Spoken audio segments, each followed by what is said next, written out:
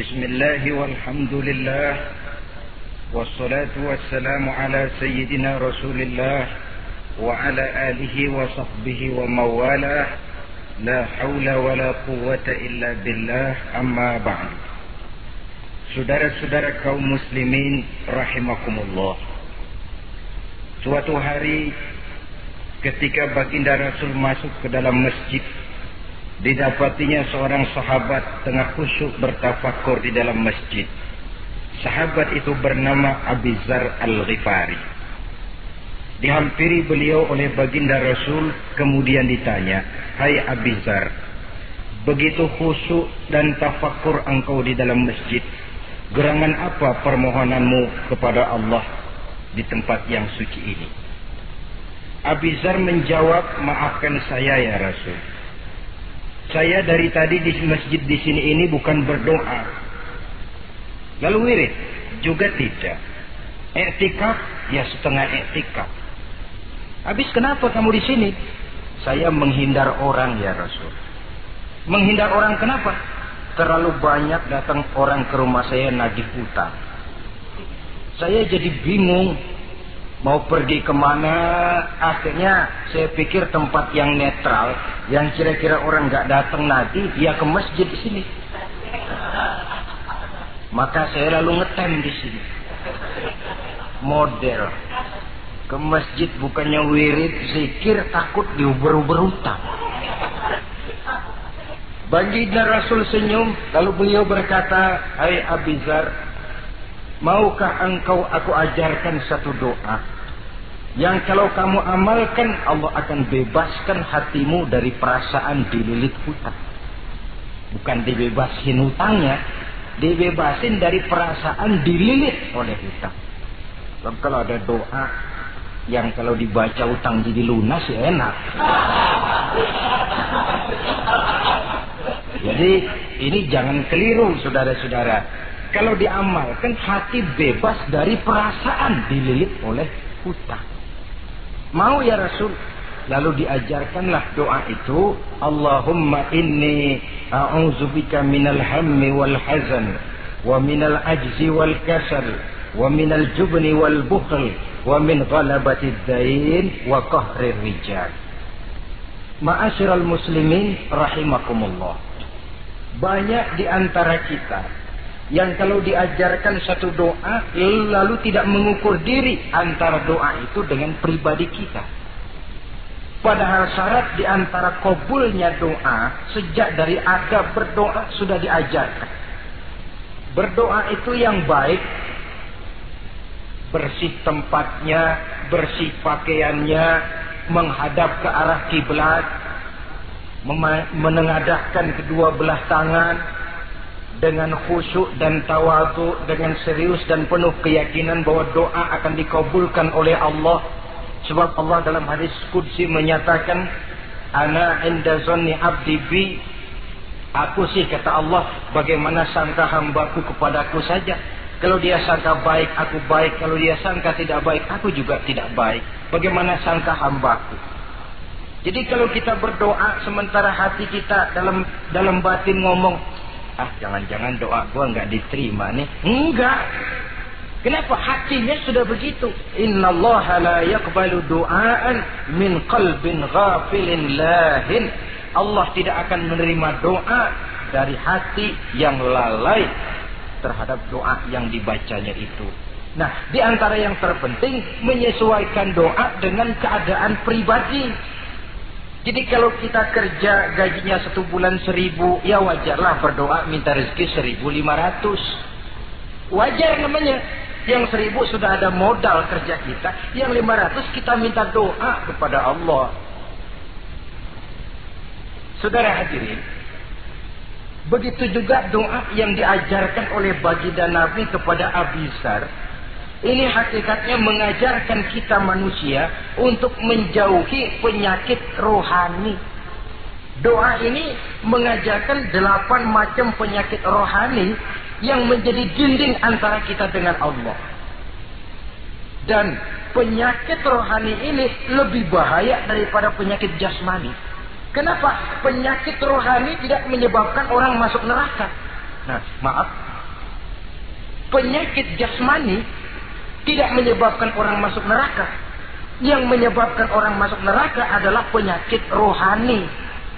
Di akhirat itu nanti tidak ada penduduk neraka ditanya, "Mas, sampean kenapa masuk neraka?" "Anu Pak, saya di dunia dulu korengan."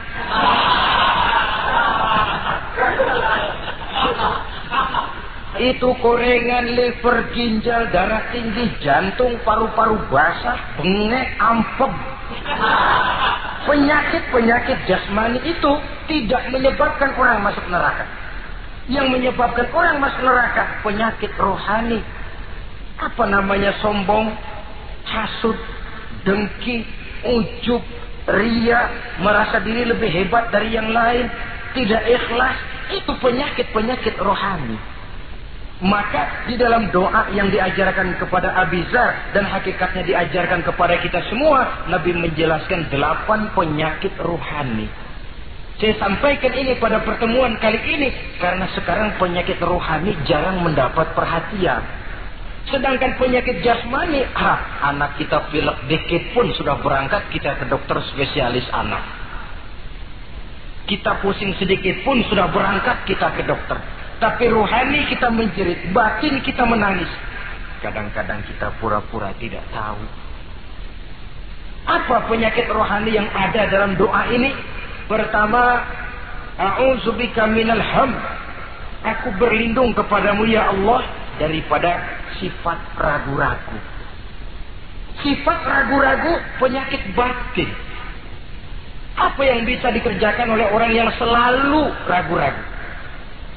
Bahwa sebelum bekerja harus menimbang, itu perlu. Tapi kalau cuma tiap hari menimbang, kapan memutuskan?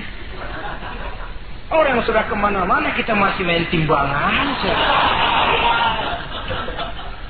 Maka orang yang ragu-ragu hakikatnya orang yang sudah mengubur sebelah kakinya sebelum berangkat. Ya.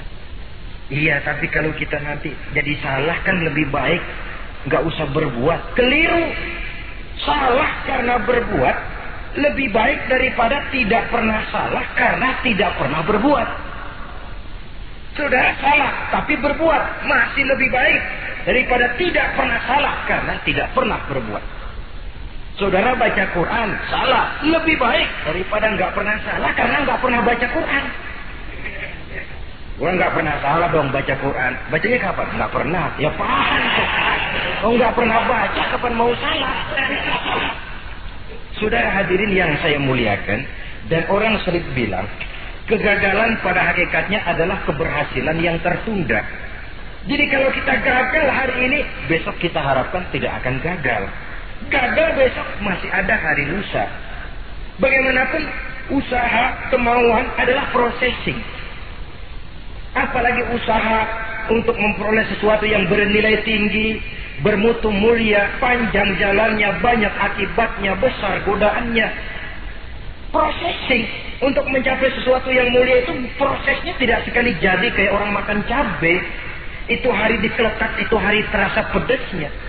Untuk mencapai sesuatu yang mulia, panjang jalannya, banyak akibatnya, besar godaannya. Tapi bangunan bagaimanapun tingginya harus dimulai dari pondasi pertama. Cita-cita bagaimanapun luhurnya harus dimulai dari langkah pertama yang walaupun kelihatannya sepele, tapi sudah merupakan pondasi ke arah yang lebih tinggi. Kadang-kadang kita ini kan inginnya yang serba cepat. Seolah-olah sesuatu yang mulia itu bisa datang lewat proses simsalabim, abracadabra. Lalu yang kita mau terwujud di depan kita, alangkah mudahnya. Dan dari kegagalan-kegagalan akan lahir pengalaman. Dan pengalaman, kata orang Kulon, experience is the best teacher. Pengalaman adalah guru yang paling bijaksana. Kalau adik kita jalan di tempat licin, jatuh, besok dia lewat situ lagi, gak usah dipesen juga dia pasti hati-hati. Kenapa? Pengalaman. Kemarin gue lihat sini jatuh, sekarang harus hati-hati. Tapi kalau belum pernah jatuh, kita omelin kadang-kadang ngotot. Khawatir banget, sebelum juga jatuh, ngomel melulu gitu. Tapi satu kali dia jatuh, dia sendiri akan hati-hati. Begitu kegagalan yang kita temukan dalam hidup merupakan nasihat bahwa seorang muslim tidak mungkin jatuh di tempat yang sama 2 kali berturut-turut. Kemarin lewat di situ jatuh lagi, sekarang lewat di situ lagi jatuh lagi, emang goblok dah. Bisa jatuh 2 kali di tempat yang sama kan namanya tidak mengambil pelajaran dari apa yang sudah dia temui. Jadi saudara hadirin, terutama adik-adik remaja, masa depan kalian itu merupakan harapan dari semuanya. Kami yang tua terlalu banyak berharap dari kalian. Sementara hari depan kalian lihat sendirilah. Persaingan hidup makin tajam. Tensi ekonomi makin tinggi. Jumlah angkatan tenaga kerja yang masuk tidak jauh dari seimbang dengan lapangan kerja yang bisa disiapkan. Kalau kita dihambat oleh penyakit ragu-ragu, orang lain sudah berbuat dan kita masih menonton, boleh sangat jadi nantinya kita akan terpojok di sudut-sudut kehidupan untuk lebih banyak jadi penonton daripada jadi pemain. Lebih sering menjadi objek daripada menjadi subjek. Istilah Arabnya lebih sering menjadi maf'ul daripada menjadi fa'il. Namanya juga orang nonton, soknya kan kayak lebih pintar dari yang main. Wajar orang nonton bola ngomel melulu. Itu Maradona tolol. Maradona ditololin.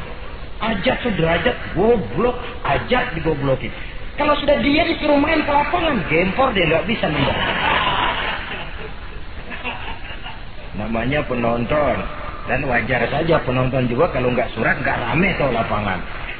Saudara hadirin yang saya muliakan, maka keraguan-raguan akan jadi penyakit yang menghalangi orang pada saat dia harusnya sudah berbuat, dia malah berpangku tangan. Akhirnya dia akan jadi orang yang ketinggalan kereta. Sementara hidup tidak berjalan mundur ke belakang dan tidak juga berhenti. Tidak ada kata berhenti atau kata mundur dalam hidup. Berhenti kita diinjak orang, mundur kita hancur. Hidup ini seperti cerita tentaranya Tariq bin Ziyad ketika menyeberang ke daratan Spanyol di selat Jabal Tariq. Sejarah menyebutnya Gibraltar ya. Itu bahasa Spanyol, lidah Spanyol dengan lidah Arab. Kita Jabal Tariq, dia Gibraltar. Kita Ibnu Rusdi, dia Ibn Averus. Saudara-saudara, ketika pasukan sudah menyeberang ke daratan, seluruh kapal-kapal ini dibakar oleh Tariq bin Ziyad. Beliau sadar menghadapi tentara yang jumlahnya lebih banyak dari tentaranya sendiri. Maka seluruh kapal dibakar. Lalu beliau pidato di depan tentaranya. Ayuhan nas, ainal mafar, al-bahru min waraikum, wal adu amamakum. Saudara-saudara, sekarang mau lari kemana? Kita tidak punya pilihan lain. Di belakang laut, di depan musuh. Mau pulang, kapal sudah saya bakar semua. Ini termasuk menghilangkan keraguan bala tentaranya. Mundur, kecebur, mati. Maju menghadapi musuh yang jumlahnya jauh lebih banyak, resikonya juga mati. Namun mati maju, mati syahid. Mati mundur, kecebur, mati konyol. Pilih. Ya tentu tidak ada pilihan lain. Menghilangkan keraguan di kalangan tentaranya. Juga menghadapi kehidupan ini. Menimbang adalah perlu, tapi berbuat lebih perlu lagi. Jangan takut salah, karena salah berbuat lebih baik daripada tidak pernah salah, karena tidak pernah berbuat. Kesalahan pada akhirnya akan mendidik kita untuk tidak salah lagi pada masa-masa yang akan datang. Ini penyakit pertama. Penyakit yang kedua, al-hazan. Penyakit duka cita. Manusia itu egonya terlalu besar. Kalau dia kehilangan sesuatu yang dia tidak senangi, atau menemukan sesuatu yang tidak dia harapkan, dia bersedih. Kesedihan itu timbul sebenarnya karena egonya. Bapaknya meninggal, dia sedih. Sebenarnya kesedihannya bukan karena matinya bapaknya, tapi kesedihannya karena dia tidak punya orang tua lagi.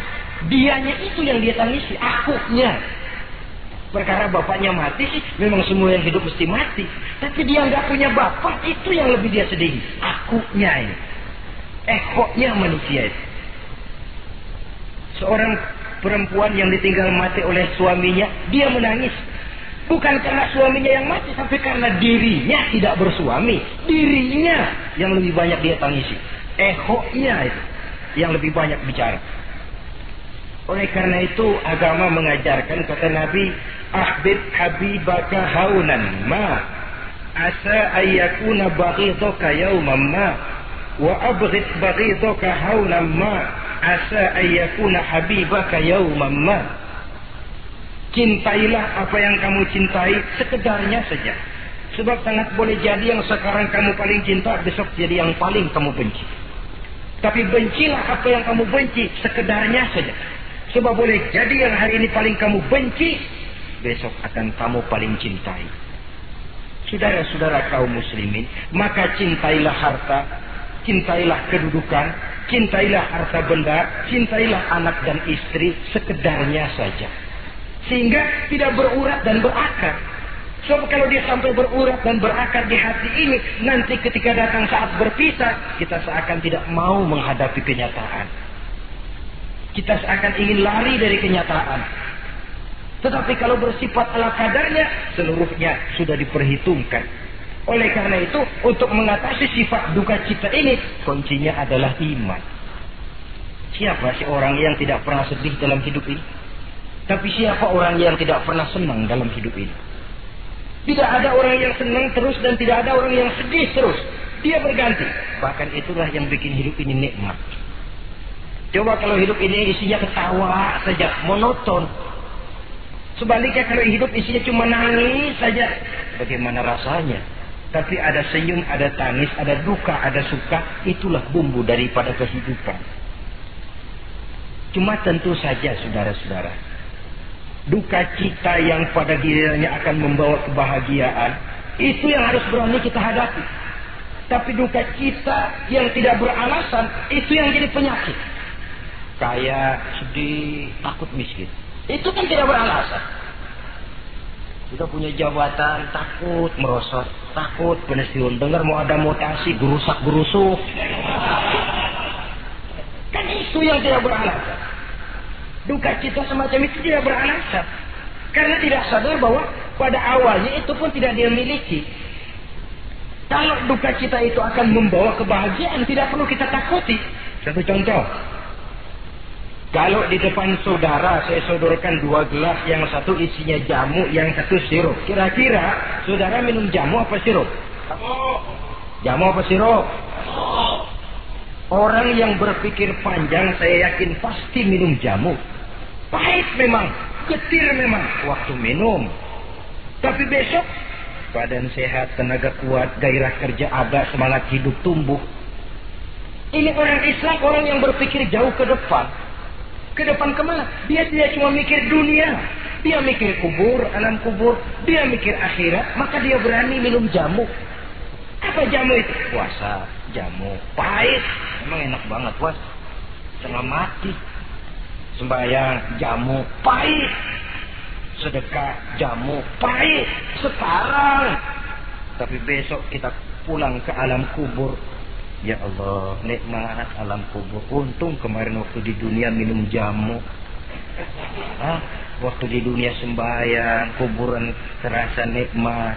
Waktu di dunia sedekah, kuburan dipakein AC. Padahal cuma goceng sedekahnya.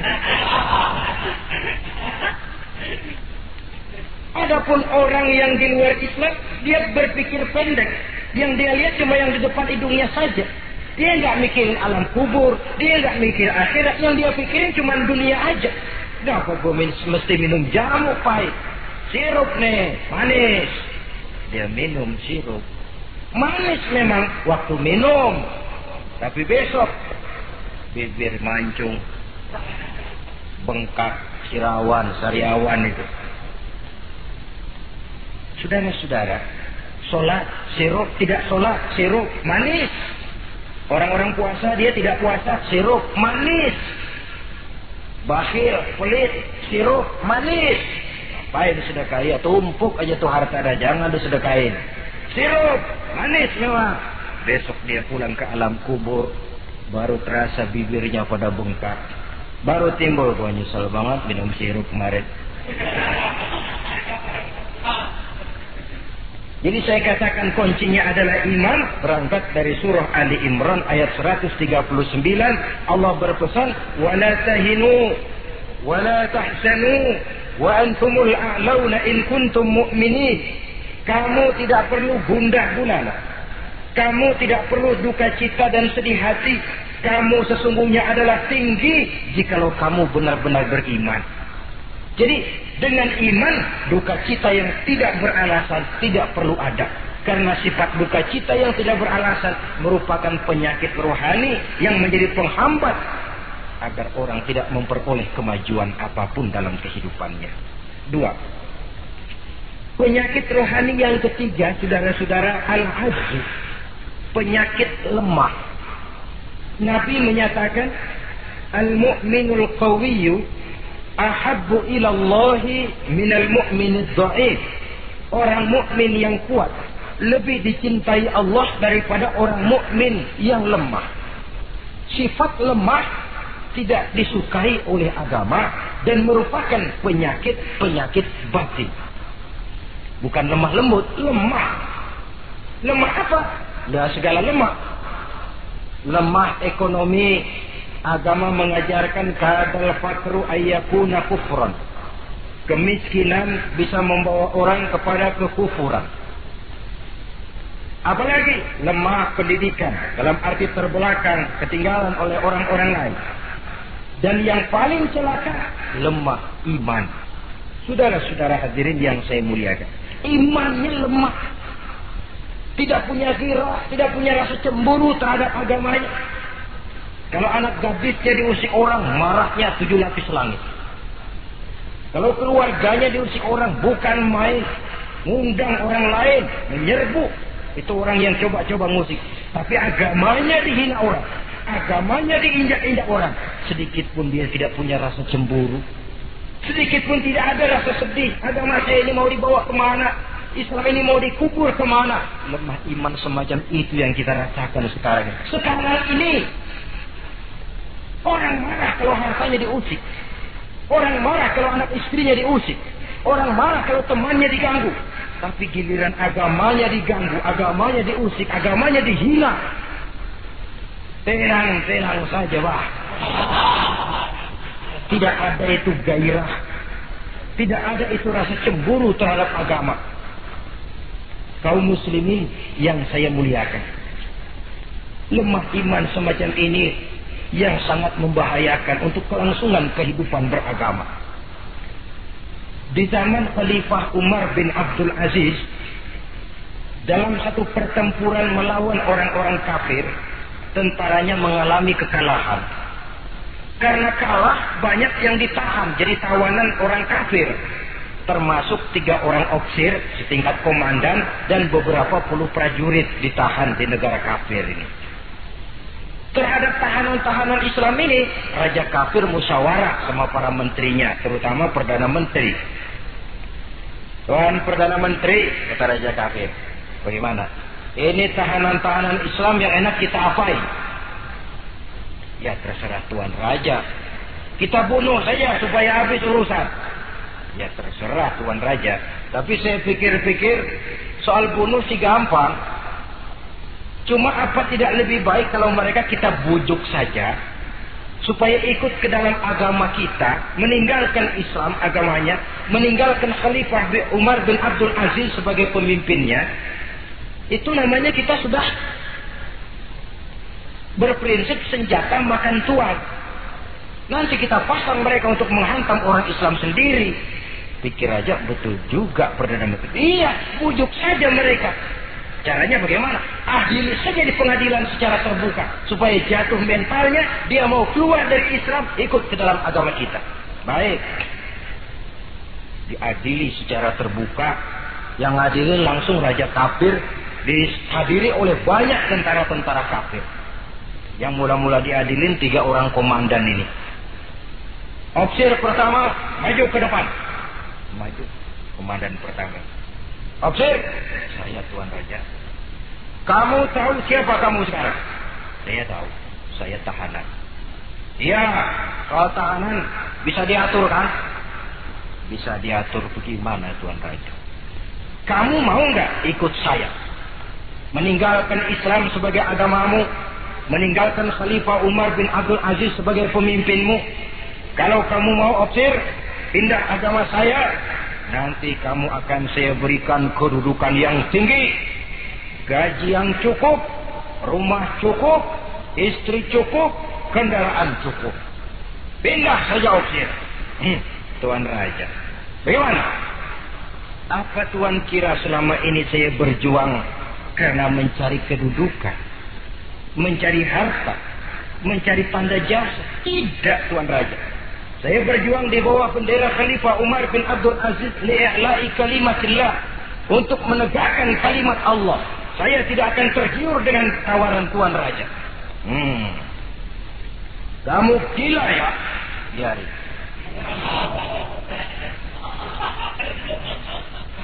Kamu berani dari kemarin.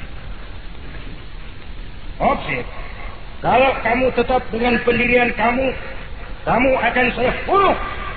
Silahkan Tuan Raja. Lebih baik nyawa terpisah dari badan, asal iman jangan berpisah dari hati. Gila ini. Biarin. Bunuh. Datang Al-Ghujur, dipancung kepalanya, putus lehernya, dengan badannya pisah. Jatuh kepala itu ngegelinting ke bawah, muter kepala itu kayak orang tua sambil ngaji baca Quran. Tinggal kepalanya saja, bisa dengan badan masih sempat ngaji. Sampai Raja kafir bingung, minggir, ini ada kepala ngaji. Ayatnya yang dia baca, ya ayyatuhan nafsul mutmainnah, irji'i ila rabbiki radiyatan mardiyah. Wahai jiwa yang tenang, kembalilah kamu menghadap Allah dengan ridha dan diridhoi.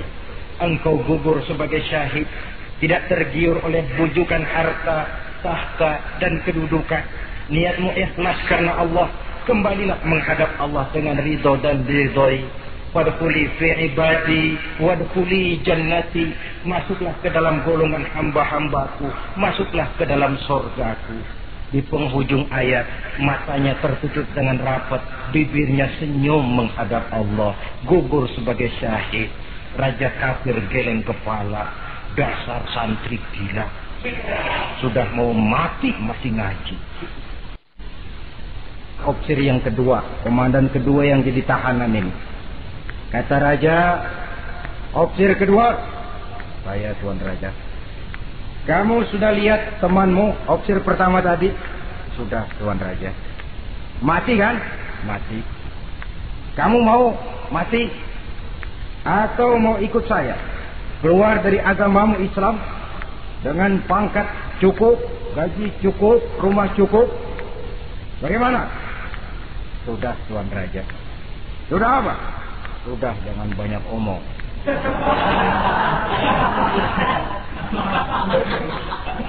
Maksud kamu bagaimana? Saya sudah tidak sabar pengen nyusul teman saya yang barusan, Tuan Raja. Saya tidak sanggup bayangkan bagaimana dia disambut oleh para bidadari di surga, disambut oleh para malaikat dengan ramah tamah, menikmati kehidupan di alam yang penuh dengan keriduan. Oh Tuan Raja, sudah jangan banyak omong. Kalau mau potong saya. Kata Raja, ini gilaan lagi dari yang tadi. Yang tadi masih bisa diajak berunding, ini sudah minta dipotong. Ayo Al-Ghujur, potong. Dipotong lagi oleh Al-Ghujur, putus lagi, berpisah kepala dengan badannya, jatuh ke bawah, masih muter kepalanya kayak orang tawaf, ngaji lagi. Ayatnya yang dia baca, wujuhu yawma izin nadhirah, wujuhu yawma izin nadhirah, ila rabbiha nazirah. Wajah mereka pada hari itu berseri-seri, kepada Tuhannya mereka memandang, matanya terpejam dengan rapat, bibirnya senyum menghadap Allah. Syahid lagi yang ketiga ini. Nah, kata Raja, Sekarang komandan opsir yang ketiga, panggil. Opsir ketiga, saya Tuan Raja. Sudah dengar nasib dua orang temanmu? Sudah Tuan Raja. Mati? Mati. Kamu bagaimana? Saya mau hidup Tuan Raja. Jadi kamu mau ikut saya? Mau Tuan Raja, saya mau. Mau meninggalkan Islam sebagai agamamu? Mau Tuan Raja. Mengkhianati khalifahmu Umar bin Abdul Aziz? Iya Tuan Raja. Daripada hidup saya kan, daripada mati mendingan hidup Tuan Raja. Daripada nggak punya apa-apa kan mendingan punya apa-apa. Baik, baik. Nanti saya musyawarah sama Perdana Menteri, kamu saya angkat jadi pejabat tinggi. Baik Tuan Raja. Akhirnya Raja musyawarah. Perdana Menteri, saya Tuan Raja. Ini opsir ketiga baik ini, mau ikut kita keluar dari Islam. Kita angkat jadi apa dia? Itu sih urusan Tuan soal angkat mengangkat. Cuman saya pikir-pikir kok aneh Tuan Raja. Aneh bagaimana? Ini opsir ketiga ini kok mau ya meninggalkan agamanya. Mau mengkhianati saudaranya sendiri. Saudaranya sebangsa, setanah air, seiman, sekeyakinan. Hanya karena ditawari oleh kedudukan mau dia khianati. Orang itu kalau sudah mau mengkhianati bangsanya sendiri Tuan Raja, apalagi bangsa lain. Sekarang ini dia sopan sama kita karena kepengen selamat. Nanti kalau ada kesempatan bukan kita yang ditikam dari belakang, senjata makan Tuan. Jadi menurut kamu bagaimana Perdana Menteri? Menurut saya opsir ketiga ini komandan bejat. Masa orang bejat jadi pejabat, rusak rakyat. Malah orang dua yang mati itu orang bagus. Punya prinsip, punya pendirian. Nyawa taruhannya iman tidak goyah. Itu malah kalau bisa yang dua itu dihidupin lagi. Orang punya pendirian. Ya hidupin itu gimana udah kadang mati. Tidak bisa. Jadi yang ketiga ini gimana? Kalau menurut saya yang ketiga ini bunuh saja Tuan Raja. Ngapain miara orang bahaya? Bunuh saja. Bunuh. Iyalah kalau begitu bunuh saja. Betul juga kamu. Bidang dibuka kembali. Opsir ketiga, gimana Tuan Raja? Saya diangkat jadi apa? Kamu nggak diangkat. Nggak diangkat bagaimana? Kamu opsir bejat. Kok bejat? Iya. Agamamu saja kamu mau tinggalkan. Saudaramu sebangsa setanah air mau kamu khianati. Apalagi kami yang orang lain bangsa dengan kamu. Kalau ada kesempatan kami akan kamu tikam dari belakang. Jadi saya gimana? Kamu dibunuh. Bunuh. Tuan Raja. Bunuh. Iyalah bunuh. Tapi saya mau Islam lagi Tadinya saya mau keluar dari Islam, saya pikir dapat kedudukan tinggi. Kalau dibunuh juga, iyalah bunuh. Tapi saya tak Islam lagi. Terserah mau Islam mau tidak, pokoknya bunuh. Iya, saya mau Islam lagi. Cepat. Iya. Kalau mengucap 2 kalimat syahadat mau Islam lagi, macet lidah. Ayo cepat. Iya Pak. Asyhadu Tidak bisa mengucap syahadat. Ayo cepat. Iya Pak. Asyhadu Tidak bisa. Sampai goloknya al-fujuh keburu sampai ke lehernya. Putus leher itu, pisah kepala dengan badan. Jatuh kepalanya ke bawah. Dia bekas orang Islam, masih bisa ngaji. Ngaji juga, cuman ayat yang dibacanya lain sama yang dibaca 2 temannya tadi. Ayat yang dia baca begini. Afaman haqqat alaihi kalimatul azab, afa anta tunkizu man finnar. Orang yang sudah memang akan mendapat vonis azab di neraka, bisakah kamu menyelamatkan mereka dari azab yang sangat pedih? Bertahun-tahun dia berjuang untuk Islam di bawah kepemimpinan Umar bin Abdul Aziz dengan niat li'la'i kalimatillah. Tapi di akhir perjuangannya dia tergoda oleh harta dan kedudukan.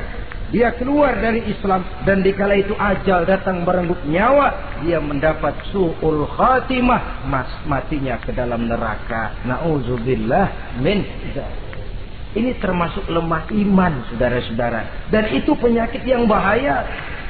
Biar lemah ekonomi, biar lemah pendidikan, kalau iman kuat, insya Allah masih ketolong.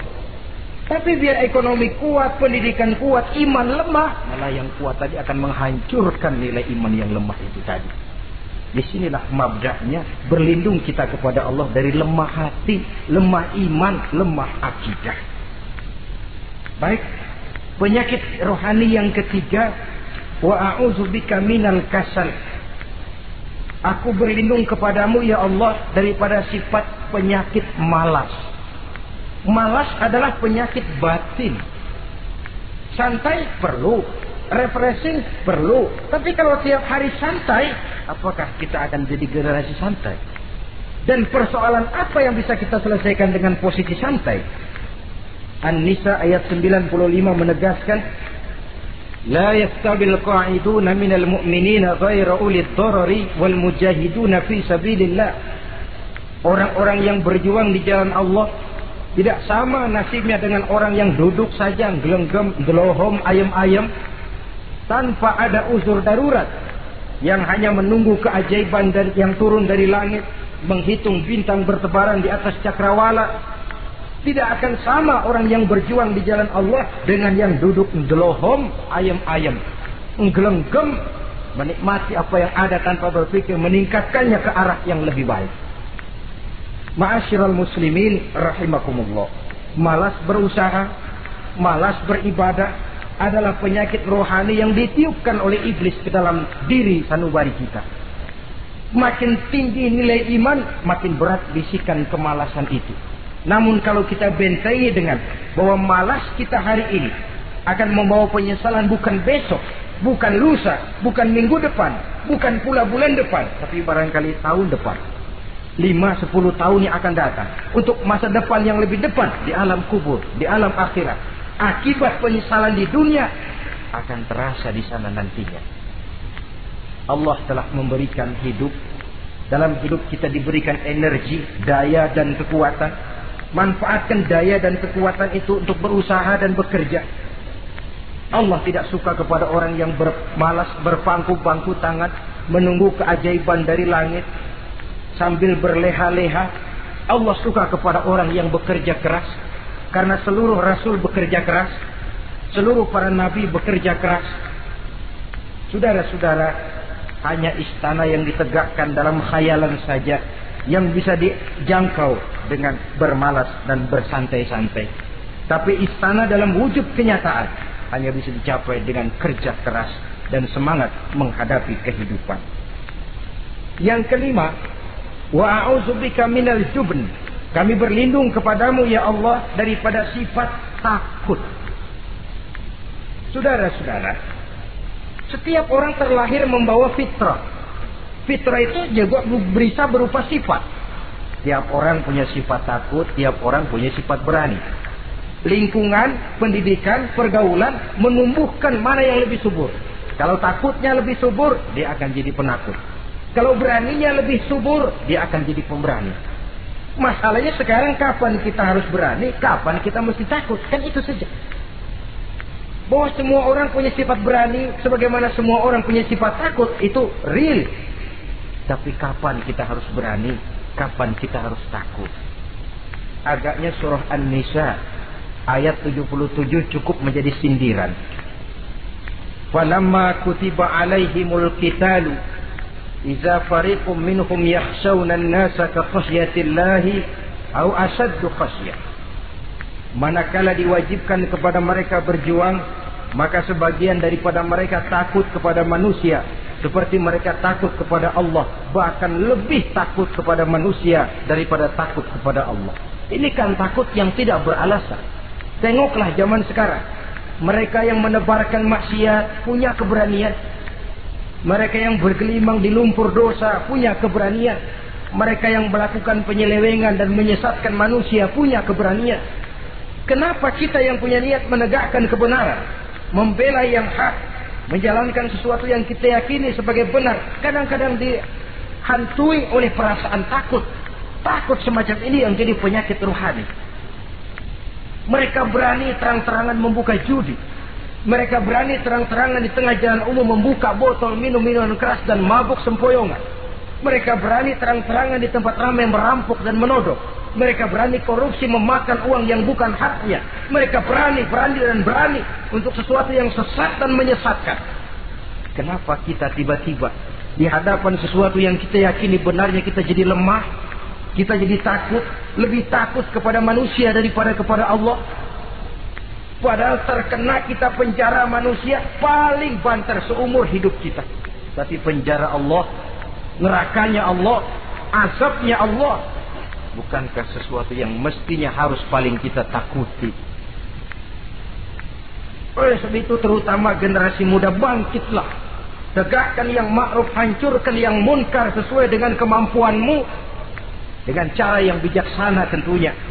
Tidak dengan cara yang frontal. Tapi yang saya maksud, kalau mereka yang berdiri di kubu kemunkaran punya keberanian. Kenapa? Kenapa kita yang berdiri di atas yang hak dan benar kadang ragu kalau kita tidak takut sama sekali? Saudara-saudara kaum muslimin rahimakumullah. Oleh karenanya kita takut, memang takut kalau harus melanggar perintah Allah. Kita harus berani pada saat kita merasa melaksanakan apa yang diperintahkan Allah. Berani terhadap melaksanakan perintahnya, takut kalau sampai melaksanakan larangannya. Jadi ada waktunya kita berani, ada waktunya kita takut. Dengan demikian, sifat penakut ini menjadi handicap, menjadi penghalang yang menghalangi kita daripada kemajuan dan kemajuan. Iya, Islam sih Islam, Pak. Tapi kalau nanti saya dipecat, anak saya makan apa, Pak? Islam sih Islam, Pak. Tapi ini risikonya, Pak. Bukankah Nabi sendiri pernah memang memperingatkan, sayati ala ummati zamanun al-qabidu ala dinihi kal-qabid ala al-jamrah. Akan datang satu masa di tengah umatku di mana pada masa itu orang yang konsekuen dan teguh memegang agama seperti memegang bara di tangan. Dipegang tangan terbakar, dibuang bara terlepas. Konsekuen megang Islam, risikonya berat. Melepaskan dan masa bodoh terhadap Islam bertentangan dengan batin. Dikala itu, beruntunglah orang-orang yang teguh dan kuat memegang agamanya. Ma'asyiral muslimin rahimakumullah. Hanya sifat berani yang menyebabkan Islam berhasil menembus dinding Jazirah Arabia, memasuki Bizantium dan Persia, mendarat di Spanyol, memasuki Selat Jabal Tariq, pada gilirannya mewarnai hampir 2/3 belahan bumi, menjadi mercusuar di lapangan ilmu dan peradaban. Berani karena benar. Jadi yang saya anjurkan itu bukan berani babi. Tahu berani babi? Mau nyeruduk aja. Berani yang tanpa perhitungan itu berani babi namanya. Nyeruduk aja. Ya kalau kelempengan yang diseruduk tahu empuk. Tapi kalau yang diseruduk mesin giling kan bongkar kepala. Jadi bukan berani yang tanpa perhitungan, berani yang dengan taktik dan strategi. Sebab keberanian tanpa perhitungan akan menyebabkan kita menjadi orang yang ngawur. Dalam istilah sosial dinamakan trial and error, spekulasi namanya. Dan itu harus pulang kepada diri kita. Keberanian tidak bisa dipompakan. Keberanian tidak bisa dicangkokkan. Harus bermuara dari kita. Contoh saja, ketika Nabi dan Abu Bakar di Gua Sur, Quraisy kafir yang ngejar sampai di situ. Kalau mereka nengok ke bawah, Nabi akan kelihatan. Abu Bakar sedikit grogi. Nabi tampil dengan mantap. La takhaf wa la tahzan ya Abu Bakar. Innallaha ma'ana. Abu Bakar, kamu tidak usah takut. Kamu tidak usah khawatir. Allah bersama kita. Keberanian timbul. Karena yakin ini jalan Allah, yakin Allah pasti akan bela. Keberanian itu nggak bisa dicangkokin, nggak bisa cuma teriak, saudara-saudara jangan takut, Allah bersama kita, mulutnya. Tapi kalau hatinya juga perang, apa iya, itu sudah tertarung di kaki sendiri. Jadi memang harus ada variasinya. Ibarat pepatah, tukang joget yang baik ngerti irama gendang. Kalau kita terlalu keras, gampang dipatahin orang. Kalau kita terlalu lemah, diinjak terus. Mestinya tahu kapan mesti keras, tahu kapan mesti lemah lembut. Saudara hadirin yang saya muliakan. Baiklah ya, itu penyakit yang kelima. Penyakit yang keenam, wa a'udzubika minal bukhl. Kami berlindung kepadamu ya Allah daripada sifat bakhl, pelit bin kikir alias medit. Ini penyakit rohani. Kenapa sih orang bisa kikir? Karena dia tidak sadar. Pokoknya duit saya ya keringat saya. Dia tidak sadar bahwa itu amanah. Dia tidak sadar bahwa dia kadang-kadang diberikan kehormatan oleh Allah untuk menjadi keran yang menyampaikan rezeki kepada orang lain. Rezeki dia cuma lewat tangan saya. Orang bakhil nggak punya pikiran begitu. Yang ada yang di kantong saya, keringat saya, sama orang lain kagak ada urusan. Kalau dia sadar rezeki saya cuma lewat tangan, rezeki dia cuma lewat tangan saya. Dia berfungsi sebagai keran, rasa bakhil itu tidak perlu ada. Yang kedua, orang bisa bakhil karena jama'a mala wa addada. Suka ngumpul-ngumpulin harta lalu ngitung-ngitung. Ngitung. Orang kalau terlalu ngitung kan yang ada kurang melulu. Kebangetan ngitung melulu. Aduh, 10.000. Kalau 15.000 aja enak aturnya. Dapat 15.000, tanggung dikit lagi. Kalau 20 aja cukup dah nih. Dia nggak pernah cukup sesungguhnya. Jama'a malan wa addada. Kalau sudah kesina, dia akan sampai kepada yahsabu anna malahu akhlada. Dia akan menyangka bahwa harta itulah yang bisa mengekalkan dia. Ya mengekalkan kebahagiaannya, ya mengekalkan keluarganya, ya mengekalkan umurnya, ya mengekalkan kehidupannya sampai kepada tahapan keliru. Kalau sudah begitu, berat pisah sama harta. Duitnya 100.000, hilang 1.000. Yang hilang doang tuh yang dia pikirin. Yang masih ada yang 99.000 dia nggak ingat. Waduh, mati gua. Ngapa? Duit 1.000 hilang, mati. Mati. Padahal yang ada ketimbang yang hilang masih lebih banyak yang ada. Hilang itu yang 99, yang 1.000 yang dia ingat. Hilang 1.000, mati gua dah. Mati gitu. Kalau datang orang gantiin, lo jangan sedih dah nih digantiin 1.000, bikin kenceng nangis nih. Kenapa nangis? Kenapa bikin nangis? Coba yang tadi nggak hilang jadi 2.000 kan. Ingat yang tadi hilang. Kapan syukurnya kalau sudah jama'a malan wa addada, prosesnya akan sampai kepada yahsabu anna malahu akhlada. Memang harta itu bisa mengekalkan kita. Kapan? Kalau dia kita belanjakan di jalan Allah. Itu harta yang mengekalkan kebahagiaan. Kita berikan dia kepada yatim piatu. Kita berikan dia memperbaiki jalanan umum. Kita berikan dia membangun puskesmas. Kita berikan dia membangun masjid, pondok-pondok pesantren, memakmurkan majelis-majelis taklim. Itu harta yang mengekalkan kita. Adapun yang kita belikan, ya belikan pakaian pangkatnya toko. Bagus benar sekarang. 4-5 tahun yang akan datang lari ke dapur. Bukan dibersihin, ngebersihin. Makanan yang paling enaknya waktu di tenggorokan. Sudah masuk ke dalam perut, sudah nggak ada bedanya singkong dan sate. Malah besok pagi keluar bauan sate daripada singkong. Bedanya makanan cuma di kerongkongan saja. Saudara hadirin yang saya muliakan, jadi kalau sadarlah kita bahwa karunia yang datang itu memang amanah Allah, kenapa harus bakhil? Bahwa rezeki orang harus lewat tangan kita, kenapa harus mengelak? Tidak ada orang jatuh miskin karena dia dermawan. Tidak ada orang jadi susah karena banyak menolong orang. Karena mungkin keberkahannya yang penting itu. Dia menolong orang, orang tidak bisa membalas, tapi Allah membukakan jalan lewat jalan lain yang tidak dia perkirakan sebelumnya. Masyiral muslimin, apalagi kalau orang itu adalah orang yang dekat dengan kita. Maksud saya ibu bapak kita. Oh, itu balasannya paling kontan. Berbuat baik kepada ibu, berbuat baik kepada bapak.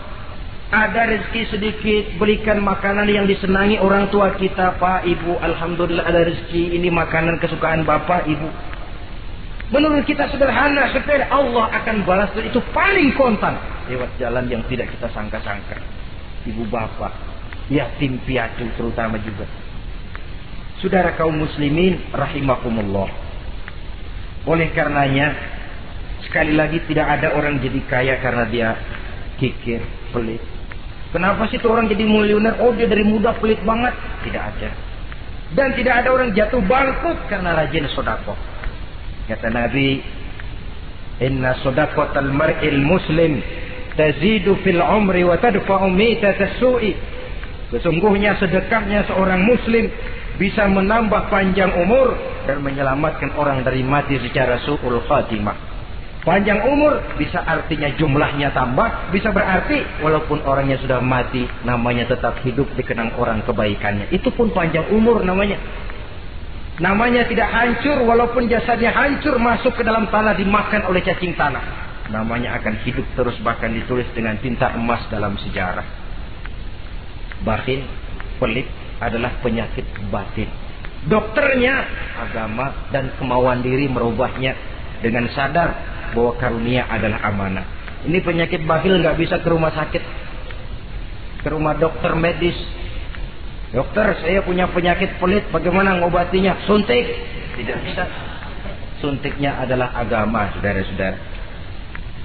Yang ketujuh, wa min ghalabatid dain, inti doa. Saya berlindung kepadamu ya Allah, jangan sampai ada perasaan dililit utang. Bahwa kita hidup tutup lubang, gali lubang itu biasa. Tapi kalau gali terus nggak pernah nutup, ini mau kejeblos namanya. Ngutang lulu nggak bayar-bayar, namanya gali lubang, nggak pernah nutupin. Bahkan Nabi pesan, alaikum biddain, fa innahu hamun billail wa dani'un bin nahar. Kalau bisa kamu nggak usah ngutang. Kenapa? Utang itu siangnya bikin kita takut ketemu orang, malamnya bikin kita susah tidur. Coba dah kalau nggak bisa ngutang, berabe, malam nggak bisa tidur, siang takut ketemu orang. Jangan kepergok nih, belum ada duit buat bayar. Jalan ke sono, takut ketemu. Jangan kemari, takut ketemu. Akhirnya nggak kemana-mana, ngumprak di rumah. Tetapi adat hidup, saudara-saudara, apalagi kita yang ekonomi menengah ke bawah, biasa. Adat hidup itu tutup lubang, gali lubang, saling menerima, saling memberi. Tapi yang diajarkan oleh agama, oke, gali lubang silakan, asal bisa nutupin. Kalau tiap hari gali lubang dulu, kan kejeblos akhirnya. Oleh karena itu, apalagi hutang ini menyangkut hukukul adami, hak manusiawi. Itu di akhirat nanti ya, taubatnya lebih sulit. Kalau saudara dosa kepada Allah, taubatnya cuma 3 syaratnya. Nyesal, berjanji tidak akan mengulangi, meninggalkan perbuatan jahat. Tapi kalau menyangkut hak manusia, syarat taubatnya 4. Saudara mencuri sendal, cara taubatnya nyesel, berjanji tidak akan mengulangi lagi, meninggalkan perbuatan mencuri, lalu yang keempat sendal orang pulangin. Atau minta maaf dan minta ridho dari yang bersangkutan. Sebab ini menyangkut hukukul adami, hak manusiawi. Nggak bisa saudara nyolong sendal, taubat langsung kepada Allah, taubat Tuhan, nggak lagi-lagi nyolong sendal. Tapi sendal orang dibekap terus. Ya belum. Nah, termasuk masalah hutang ini. Ma'asyiral muslimin rahimakumullah. Jadi silahkan gali lubang, asal ada kemungkinan untuk nutup. Dan pada saat kesempatan untuk nutup datang, tutup dulu supaya besok bila bisa gali lagi. Jadi kita kadang-kadang kalau ngutang begitu datang rezeki aja giliran mau bayar, rasanya kan berat. Masih ada keperluan lain. Datang yang lagi anu aja dah bang, tar. Datang lagi, sok. Datang lagi, tar. Datang lagi, sok. Kalau tar sok saja, nembak terus, ya kapan-kapan mau kita bisa tutup itu lubang. Ma'asyiral muslimin rahimakumullah. Yang terakhir, penyakit batin, waqah rijal. Kami berlindung kepada-Mu ya Allah, jangan sampai kami hidup di bawah bayang-bayang orang lain. Jangan sampai kami hidup di bawah pengaruh orang lain, hidup disetir orang lain. Badan merdeka tapi jiwa budak. Badan merdeka tapi mental budak. Kita hidup jadi robot. Kemana saja yang nyetel arahkan, ke situ kita berangkat. Hidup tanpa prinsip. Rijal. Hidup jadi bayang-bayang bagi orang lain. Alangkah tidak nikmatnya. Kehilangan kepribadian, tidak punya sikap mandiri. Itu pun penyakit rohani. Karena pada akhirnya nilai kita ditentukan oleh kepribadian kita. Kebesaran tidak bisa dengan nyempeng kepada orang lain. Kekayaan tidak bisa dengan mengakui leluhur. Pribadi kita, sepanjang kita masih hidup di bawah bayang-bayang orang lain, sepanjang itu kita tidak akan pernah punya kepribadian. Dan bila kita tidak punya kepribadian, maka orang tidak akan pernah mencatat kita dalam kehidupan ini. Nah, inilah pertemuan kita yang singkat. Mudah-mudahan ada manfaatnya. Terima kasih dan mohon maaf. Wassalamualaikum warahmatullahi wabarakatuh.